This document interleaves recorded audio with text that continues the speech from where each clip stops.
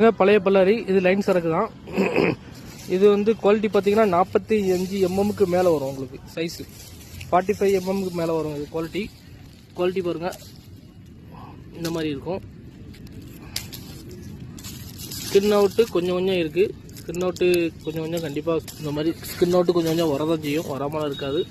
ஆனால் பல்லாரி பார்த்தீங்கன்னா 100% உங்களுக்கு வந்து காசல் இருக்குது, நல்லா காஞ்சிருக்கு பல்லாரி. இது மார்க்கெட்டில் பார்த்தீங்கன்னா 7 ரூபாய்க்கு எடுத்துக்கலாம். இன்றைக்கி 7 ரூபா போகுது.